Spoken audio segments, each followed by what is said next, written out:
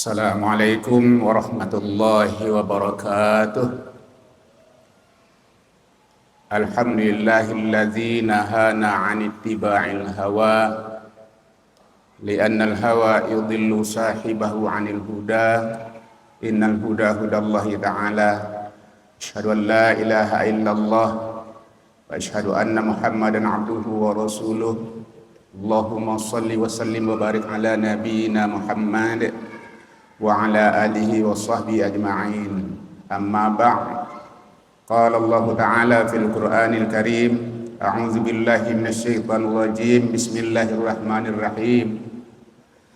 Wa la ta'kulu amwalakum bainakum bil batil wa tudlu biha ilal hukami litakulu amwalan nasi bil its wa antum ta'lamun. Sadaqallahul azim. Hamba Allah jemaah zuhur rahimakumullah, selalu kita bersyukur kepada Allah Subhanahu wa taala karena Allah juga selalu mencurahkan nikmat dan kasih sayangnya terutama kepada hambanya yang taat kepadanya. Salawat dan salam kita doakan semoga tercurah buat Nabi kita Muhammad sallallahu alaihi wasallam. Jemaah zuhur rahimakumullah, disadari atau tidak, dalam kehidupan kita sehari-hari akan kita temukan semacam budaya yang dalam bahasa Arabnya dikatakan dengan riswah.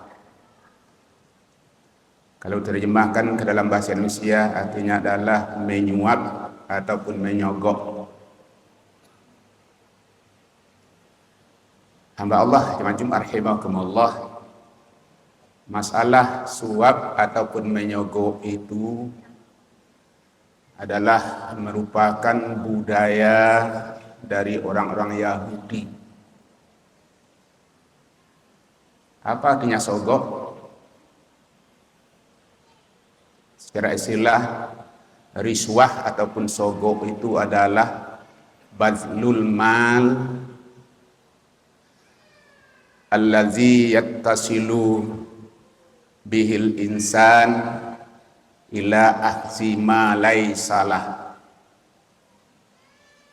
Memberikan harta yang bisa menyampaikan seseorang untuk mengambil harta orang lain yang bukan haknya. Sekali lagi, yang dikatakan riswah itu adalah memberikan harta,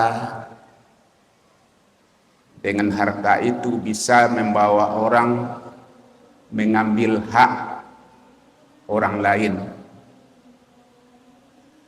Dasarnya adalah surah Al-Baqarah ayat 188 yang kita baca tadi, yang kita terjemahkan artinya, dan janganlah kamu memakan harta sesamamu dengan secara batil.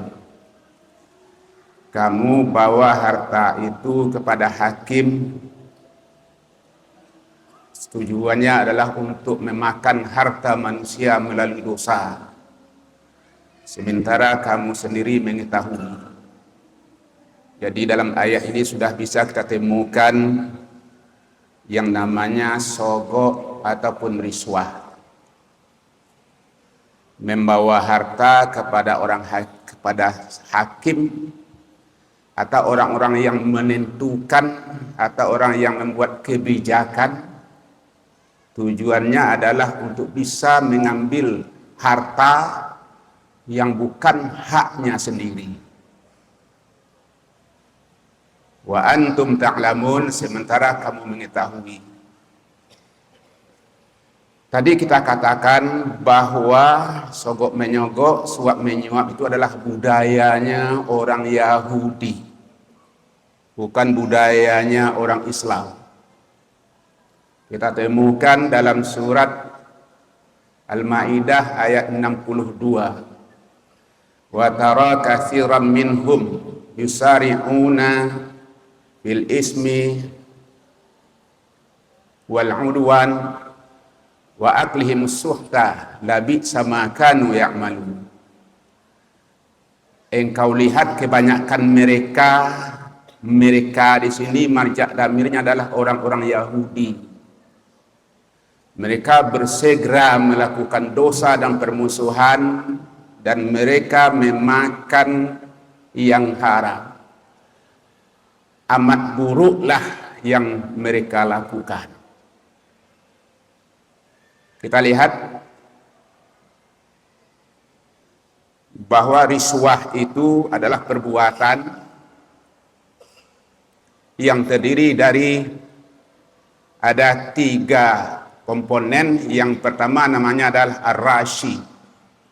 Rashi artinya adalah yang menyogok dan yang menyuap. Yang kedua al-murtashi, yang menerima suap ataupun yang menerima sogok. Yang ketiga adalah al-mal, harta yang digunakan untuk menyogok ataupun menyuap.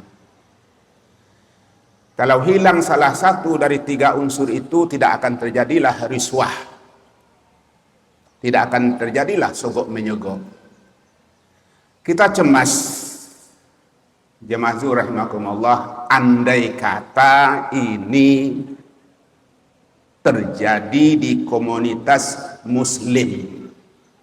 Kita cemas karena ini adalah budaya orang Yahudi.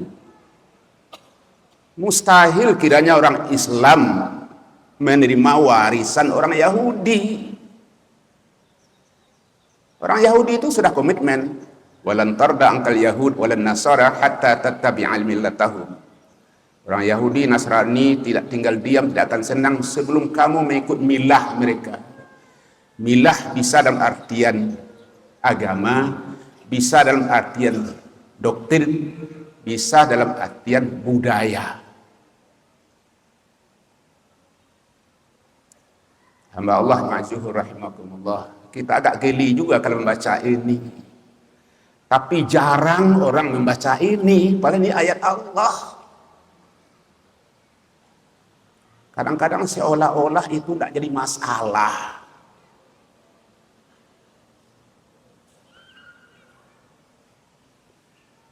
Sekarang kita lihat kenapa terjadinya riswah itu. Sogok menyogok itu kenapa terjadi? Yang pertama adalah dha'ful wazi' ad-dini, lemahnya dasar-dasar agama itu pada diri seorang. Orang yang lemah agamanya sangat berpotensi melakukan sogok menyogok. Yang kedua adalah karena memang akhlaknya yang sudah bobrok.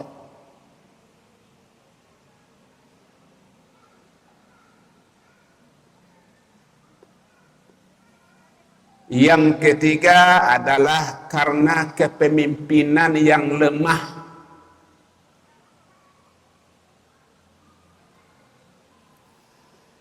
Yang keempat, rendah atau lemahnya ekonomi umat. Yang kelima,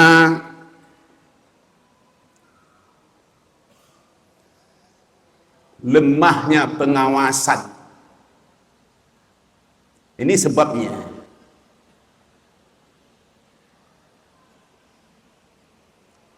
Apa akibatnya? Akibatnya karena memang semakin membudayanya sogok menyogok itu akan menjadikan hancurnya akhlak umat. Jadi pokok pangkal umat ini hancur akhlaknya karena sudah terjadi budaya sogok menyogok. Dan dia tidak merasakan lagi itu dosa, sudah hal yang biasa. Sudah hal yang biasa. Orang kalau sudah, walaupun dosa, kalau mengatakan itu sudah terbiasa dilakukan menjadi budaya. Kalau sudah menjadi budaya, tidak ada rasa dosanya lagi. Umpamanya kalau dia mau melamar, berapa uang yang disediakan? Terus terang seperti itu. Dia merasa tidak bersalah, tidak berdosa. Karena dosa itu, merasa kita takut berbuat dosa itu hanya sekali, 2 kali, 3 kali. Keempat, kelima, seterusnya merasa tidak berdosa lagi. Karena dia sudah membudaya. Kalau seorang mau pindah, berapa dibayar?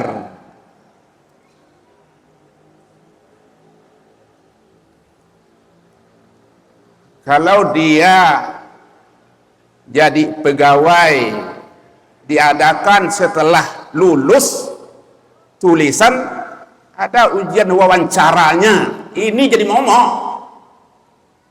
Orang yang sudah lulus diwawancarai menjadi tidak lulus. Ini berbahaya.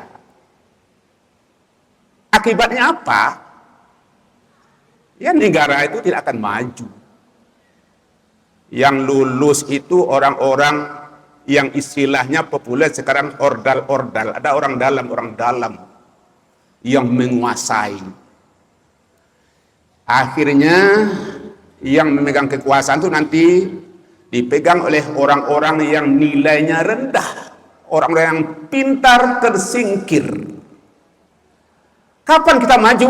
Tidak akan maju, yakinlah.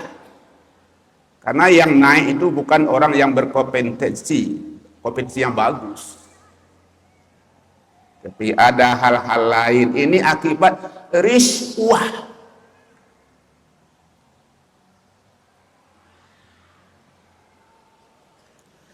Akibat yang kedua apa?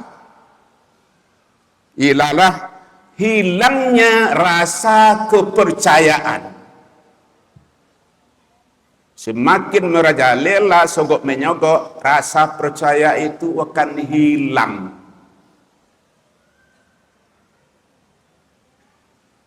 Kalau sudah hilang rasa kepercayaan, ya sudah. Habis sudah. Siapa lagi yang akan dipercayai? Tidak ada yang rasa dipercayai karena sudah akibat suap menyuap. Sebelum saja tes, dia terlebih dulu mengatakan tidak akan lulus. Ini bahayanya riswah. Akibatnya yang memegang tampuk kekuasaan bukan orang yang di bidangnya, bukan the right man and the right job. Kemudian runtuhnya sendi-sendi kehidupan. Dan yang lebih mengerikan lagi, munculnya kebencian dan dengki sesama manusia. Kalau ini sudah terjadi, sudah menjadi malapetaka lah dalam kehidupan kita. Kalau kita sudah saling benci-membenci, bermusuhan antara satu sama lain. Kamu tentu ya pantas saja kamu kan. Jadi sudah sinis, saling membenci antara satu sama lain. Yang lebih berbahaya lagi, Nabi sendiri mengatakan,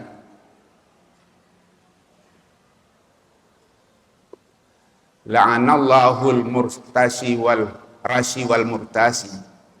Allah akan mengutuk orang yang menyogok dan orang yang disogok. Nabi juga mengatakan, la'ana Rasulullahir rashi wal murtasi. Rasul akan mengutuk orang yang menyogok dan orang yang disogok. Jadi Allah, Rasul sama-sama mengutuk orang yang disogok. Kalau sudah kutukan Allah, kutukan Rasul, itu musibah yang luar biasa. Apa itu kutukan? Kutukan itu ialah Allah biarkan dia hidup, Allah biarkan dia berkembang. Tapi segala aktivitas hidup itu tidak bisa membantu menyelamatkan dirinya. Apakah keselamatan dunia juga termasuk, apalagi keselamatan akhirat. Walaupun dia merasakan hidup mewah di dunia, tetapi segala sesuatu itu tidak berarti buat dirinya. Sibuk dengan urusannya, pergi sana, pergi ke sini, hidup merasa tidak nyaman, tidak merasa tentram. Inilah kutukan Allah.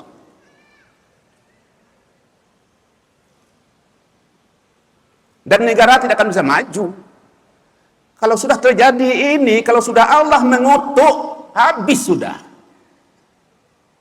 Wa ansainahumul istighfar, kami lupakan dia minta ampun kepada Allah. Kalau sudah Allah mengutuk, hati tidak akan bisa lagi istighfar, tidak akan bisa dekat lagi dengan Allah. Ini musibah luar biasa. Yang terakhir akibatnya, ar-rasi wal murtasi finnar. Penyogok dan sogok nanti di akhirat itu sudah pasti masuk neraka. Na'udzubillah min dzalik. Karena itu hamba Allah, kita sengaja mengangkatkan judul ini karena memang jarang dibaca orang. Seolah-olah ini tidak jadi masalah, ini sudah kehidupan. Untuk merubah ini, pertama, mari kita berpegang teguh dengan ajaran agama. Agama melarang itu. Agama tidak membolehkan. Yang kedua, kehidupan kita bermasyarakat adalah kehidupan yang kuat, diawali dari pemimpin yang kuat. Pemimpin yang kuat. Yang kedua, tegaknya hukum. Hukum itu harus jalan. Kemudian tegakkan keadilan. Kemudian lakukan pengawasan ketat. Ini kiatnya. Tapi kalau hanya sekedar itu servis, tidak jalan, akibatnya akan terjadilah kehancuran itu. Nabi kita diutus adalah liutammima makarimal akhlak. Bagaimana orang ini berakhlak baik. Dia membawa risalah ajaran agama dari Allah. Karena itu hamba Allah jamaah zuhur rahimakumullah, mari jangan sama saja yang disogok, yang menyogok sama dosanya.